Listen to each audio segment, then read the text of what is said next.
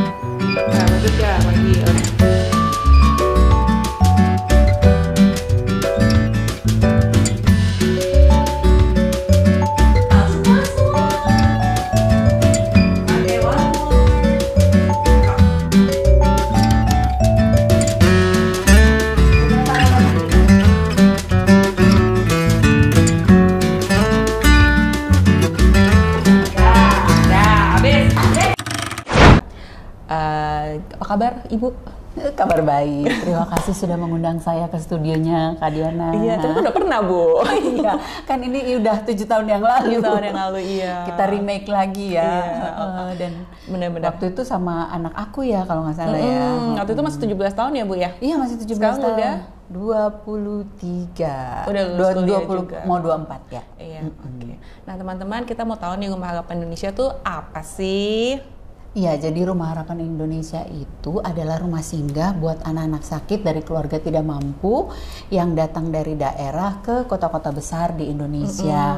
Usianya 0 sampai 17 tahun dan penyakitnya tidak boleh penyakit yang menular gitu. Nah, kami Rumah Harapan Indonesia ini berdiri dari tahun 2014, Kak. Berarti udah berapa tahun yang lalu tuh? Sudah 8 tahun lebih. Oke. Ya, dan kita sudah hadir di 5 kota saat 5 ini. kota. Apa aja tuh Bu? Jakarta, Bandung, Semarang, Bali, dan Makassar. Dan total adik-adik yang kami dampingi sampai saat ini sudah 1.258 anak. Itu up to date sekarang atau yang total semua? Total semua dari seluruh di saat awal kita mulai sampai sekarang. Nah sebenarnya kan awalnya itu aku nggak pernah terpikir untuk nolongin anak-anak ini. Awalnya tuh aku kan dari teknik mesin, Kak. Teknik mesin jauh ya. Iya, oke. Dan aku waktu itu udah kerja di salah satu perusahaan logistik internasional. Tapi kemudian anak-anak aku dititipin anak-anak yang special needs. Jadi ini yang nitipin siapa Bu? Oh oke. Ketemunya tuh ketemunya ketemu di mana dengan anak-anak ini? Kalau anak-anak yang di Rumah Harapan Indonesia sendiri, aku ketemunya awalnya ketika aku memutuskan untuk berhenti bekerja dan mulai melayani ke rumah sakit. Jadi itu aku panggilan atau panggilan hati kan, karena gini, sebelum aku berhenti semua mengejar karir gitu, mamaku meninggal. Pada saat mamaku meninggal itu semua orang datang menceritakan betapa baiknya beliau gitu. Aku ngerasa kok ya ampun indah sekali ya ketika kita pulang semua orang menceritakan betapa baiknya kita. Aku mikir gua kalau pulang nanti orang cerita apa ya tentang aku ya, kayaknya nggak ada gitu. Sampai usia segini tuh aku belum melakukan sesuatu yang bisa membuat orang bangga pernah berkenalan sama aku, dan bisa bikin Tuhan bangga pernah menciptakan aku gitu.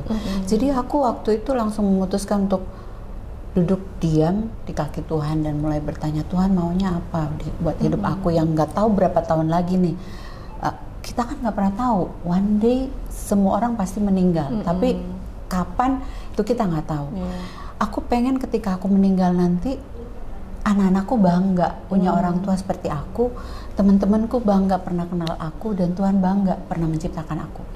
Gitu. Jadi akhirnya aku mulai memutuskan untuk berhenti bekerja. Aku tinggalin semua fasilitas. Aku udah dapat karir yang luar biasa waktu itu. Aku tinggalin semuanya, aku bilang, Tuhan, aku mau kasih sisa hidupku ini untuk melayani orang. Tapi aku nggak ngerti, Kak, mesti mulai dari mana nih. Terus akhirnya aku ke rumah sakit gitu, karena aku pikir aku sudah dititipi 3 anak special needs dengan segala kebutuhan mereka. Aku percaya bahwa Tuhan pengen aku belajar menghapus air mataku sendiri dulu sebelum belajar menghapus air mata orang lain. Aku belajar dari anak-anakku dulu. Ini berarti anak sendiri maksudnya? Anak sendiri. Anakku yang pertama itu kan mild autism, yang kedua high functioning autism with epilepsy, yang ketiga food intolerance. Jadi dari mereka ini buat aku sekolah kehidupan yang ngebentuk aku jadi aku yang sekarang. Tapi Aurel nggak kelihatan loh, Bu. Aurel juga malah, Aurel tuh dulu bukan mild autism ya, dia ketakutan berlebihan itu loh, over anxiety. Jadi dia kalau ketemu orang bisa muntah dan sebagainya. Dari kecil, dari lahir. Oh gitu. Dan itu tuh kita terapi cukup lama sampai akhirnya dia bisa mulai mengungkapkan perasaannya tuh lewat tulisan. Udah mulai sampai akhirnya 10 tahun dia bikin novel. Dan novel inilah yang dapat penghargaan dari Duta Besar Amerika sebagai novelis pertama di Indonesia yang menulis novel dalam bahasa Inggris. Dulu yang saya bayangin dia tuh ketakutan, aku cuma bisa berharap, Tuhan, aku pengen anak ini tuh bisa mandiri, karena ketemu orang aja muntah gitu. Tapi ternyata dia bertumbuh menjadi anak yang luar biasa, bahkan dia umur 16 tahun udah belajar di Kanada. Terus dia berangkat ke KL, kuliah di luar gitu, yang nggak pernah saya bayangin gitu kan. Independen ya. Iya, jadi dan sekarang dia pulang udah kerja di Netflix gitu. Jadi benar-benar anugerah yang luar biasa. Anakku yang kedua juga dia high functioning autism dan ada epilepsi juga, tapi dengan pendampingan dan kasih sayang beberapa tahun, sekitar 7 tahun dia graduate dari semua masalah-masalahnya, walaupun sampai sekarang dia masih tetap ada yang perlu dibantu, tapi sekarang tuh dia sudah mandiri dan sudah kuliah sastra Inggris di Ukrida. Yang terakhir ini yang benar-benar bikin aku amazed, karena anak ini tuh representing me gitu, kayak duplikatnya Valencia Mikeranda versi laki-laki kecil gitu. Karena dia sangat mencintai orang lain, dia rela ngasih barang-barangnya dia ke orang lain gitu.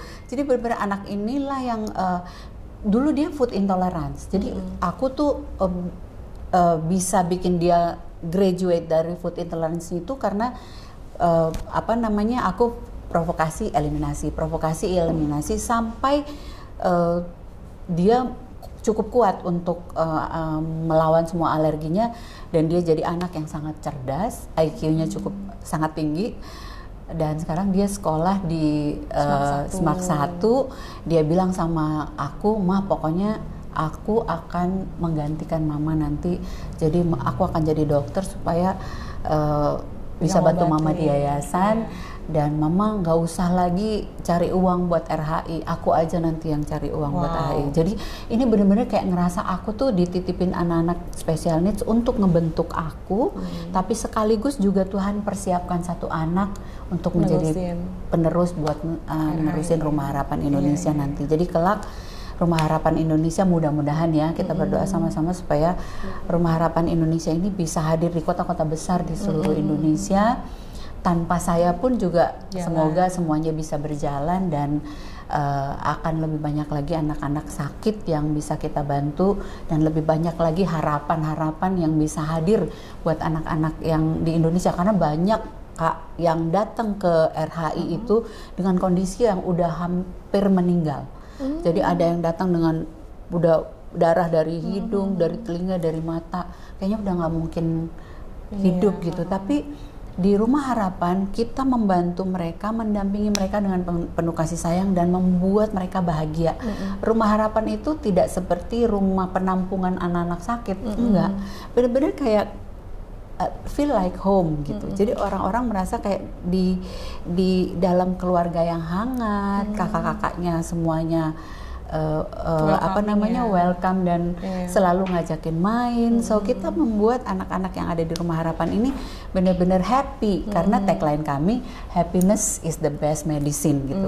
Hati yang gembira adalah obat. Dan kita percaya bahwa walaupun kita bukan dokter tapi kita percaya bahwa kebahagiaan itu bisa membantu tubuhnya untuk regenerasi sel sampai mereka bisa sembuh. Bagus. Gitu. Tapi dulu Bu Valen kan punya blood for life. Betul. Masih ada itu? Sampai sekarang masih ada. Bahkan ketika pandemi kemarin, Blood for Life ini sangat aktif membantu orang-orang karena kan dulu tuh kalau kita kena COVID itu kan ada yang bisa donasi plasma konvalesen.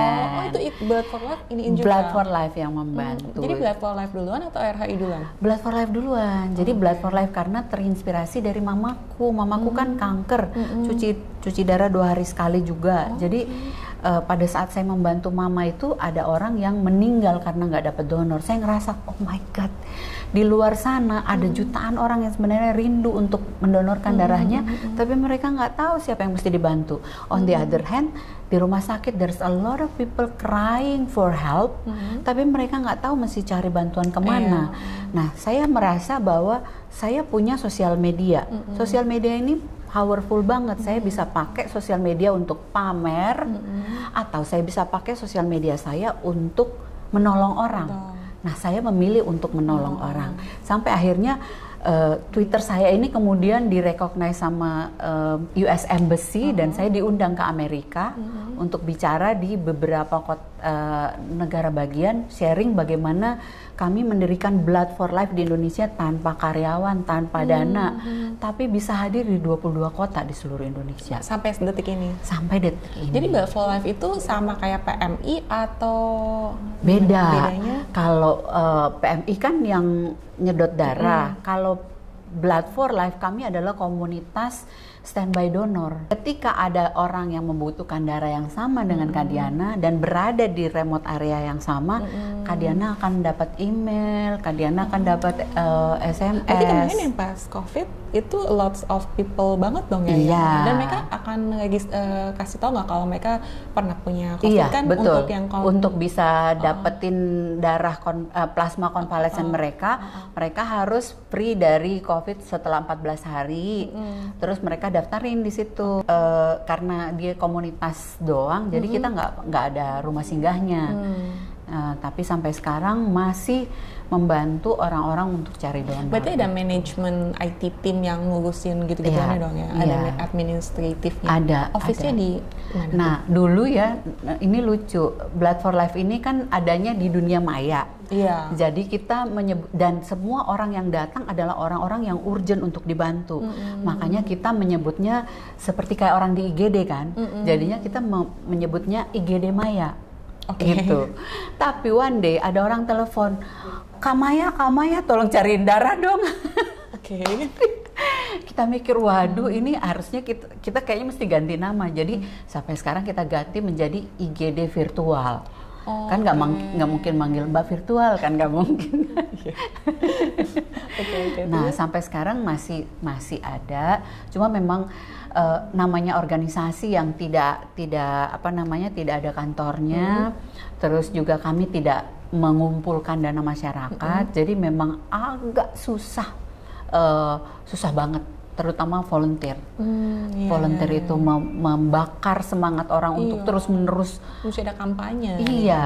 Kalau saya juga baru tahu kerjanya begitu. Nah, Kinerja seperti Blood itu. for Life. Kirain tuh kalian nyetokin darah. Enggak, dan kami menyebarkan informasi kebutuhan darah. Jadi misalnya nih orang butuh darah apa? Kita konfirmasi darahnya butuh berapa kantong dan sebagainya. Kami carikan dari database. Kalau nggak ada di database, kita share di sosial media. Jadi ntar kalau misalkan darahnya sama nih, so ntar I go to the hospital langsung diambil ke PMI. Oh, ke PMI. Iya, karena di Indonesia ini yang bisa nyedot darah cuman PMI sama vampir. Oh iya Bu, oke. Aku lagi mikir. Oke, baiklah Bu. Kita balik ke RHI. Oke. RHI kan ada ketentuan nggak Bu, satu anak tuh berapa lama di rumah singgah? Nggak ada, karena di Rumah Harapan Indonesia ini kita selalu punya prinsip nolongin orang tuh nggak boleh setengah-setengah. Tuhan aja kasih kita berkat berkelimpahan, nggak setengah-setengah, apalagi masa kita ke orang lain nolongnya setengah-setengah. Jadi selama mereka membutuhkan bantuan, selama itulah mereka boleh tinggal di Rumah Harapan Indonesia. Paling lama berapa lama Bu? Tidak ada batasan. Maksudnya sampai mereka sembuh. Sampai detik ini yang paling lama di RHI itu berapa? Sampai saat ini yang paling lama di RHI ada yang 8 tahun. Oh, ada yang dari awal sampai berdiri. sekarang. Iya. Oh, ada. Jenny, namanya Jenny. Dia tadinya kanker darah, leukemia, sudah sembuh. Terus karena dia sudah dinyatakan free, dia pulang ke rumahnya di Bantar Gebang, TPA pembuangan sampah itu. Nah mungkin air di situ atau udara di situ yang mempengaruhi, kemudian akhirnya dia kena kanker mata. Jadi dia cuma 1 tahun di rumah. Desember dia balik lagi dengan kondisi udah kanker mata, dan dia tuh udah kayak nggak mau, karena kan anak gadis ya, kalau diangkat matanya dia merasa malu banget karena ini sampai ke rongga matanya juga kena. Jadi dalam waktu dia dari Natalan ada benjolan sedikit, Januari udah segede gini. Cepet banget. Sekarang masih di RHI? Iya, jadi akhirnya waktu dia datang, aku bujuk-bujuk, aku bilang kanker ini numpang hidup di mata kamu. Kalau kamu biarin nggak diangkat, dia akan numpang hidup di mata yang sebelah, ke otak, ke mana, ke seluruh organ-organ tubuh. Kamu mau nggak? Sayang loh badan kamu, dibuang aja supaya kamu bisa sembuh gitu. Akhirnya untung dia dengar kalau aku ya. Akhirnya dia mau dikeluarin, dan sekarang sudah tadi pagi, kemarin malah sudah dinyatakan benar-benar free from cancer. Gitu, puji Tuhan. Jadi tapi masih stay, udah di situ aja ya, lebih bersih kayaknya. Sekarang setelah kontrol terakhir nanti mungkin akan pulang lagi, tapi kita udah menyarankan ke orang tuanya untuk pindah aja, karena kan lingkungan juga bisa mempengaruhi. Di Indonesia ini nggak cuman itu Kak yang menjadi concern aku. Air terutama, kan tubuh kita nih 70% terdiri dari air. Banyak orang-orang di luar sana yang mulai merasa kan orang di kota minum airnya dari aqua. Semua air minum isi ulang menurut mereka adalah aqua. Jadi dengan galon isi ulang, mereka ke tempat isi ulang, terus diisi dengan air isi ulang yang kita nggak tahu air dari mana, dan mereka pulang taruh di dispenser, di dispensernya yang biasa air putih dan air biasa itu. Jadi kalau mereka mau masak apa, bikin kopi, bikin susu buat anak, semuanya dari air panasnya. Terus kalau minum pakai air yang dinginnya tanpa dimasak. Iya. Nah itu kita nggak tahu kan, belum lagi galonnya yang dipakai galon-galon yang mungkin biasa dipakai buat nampung air AC. Itu kan banyak banget yang biasa nampung air AC, dicuci doang, dipakai lagi buat isi ulang, dan itu yang kami perhatikan mereka-mereka yang datang dari daerah dengan kondisi konsumsi makanan dan konsumsi minumannya seperti itu, cenderung melahirkan anak-anak yang sakit kanker atau cacat. Hygiene-nya kurang. Iya, cacat dari lahir, jadi nggak punya anus, nggak punya mata, nggak punya lubang hidung, sumbing dan sebagainya. Nah Bu, kalau RHI itu ada di 5 kota kan? Pemilihan kotanya itu based on what Bu? Based on kebetulan kan kami udah punya volunteer di daerah-daerah tersebut, volunteer blood for life biasanya. Mereka begitu lihat di Jakarta ada. Yang Terus membuat. mereka kasih tahu nih, Kak, di sini banyak sekali kebutuhan anak-anak yang seperti itu. Akhirnya kami datang ke sana. Nah, saya datang, kita mulai evaluasi dan ternyata dari evaluasi itu kita menemukan bahwa di situ tuh banyak kebutuhan untuk rumah singgah. Jadi akhirnya kita bukalah di situ.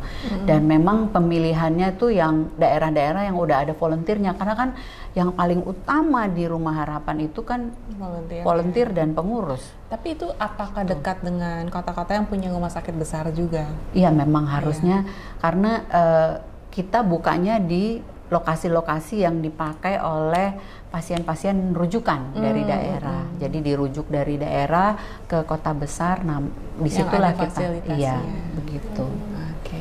Terus terakhir Ibu, sebelum kartunya habis lagi,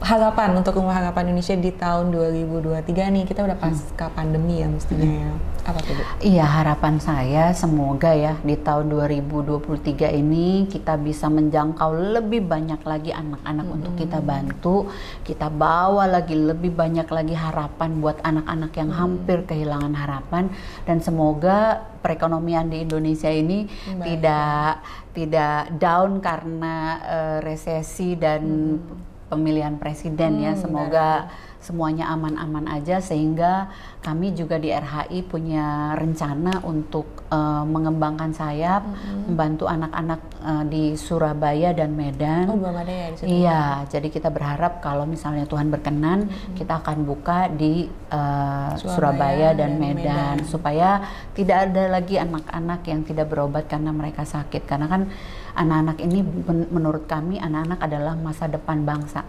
Di tangan mereka lah nasib bangsa ini dipertaruhkan.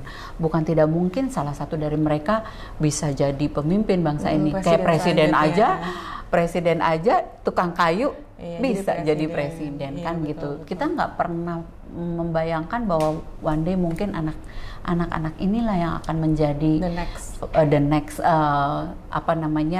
pemerintah gitu ya. Dan saya percaya bahwa setiap benih kebaikan yang kita taburkan di dalam diri anak-anak ini, mereka akan tumbuh dan berbuah. Berbuah kebaikan-kebaikan lagi buat tua ya, Bu, iya benar.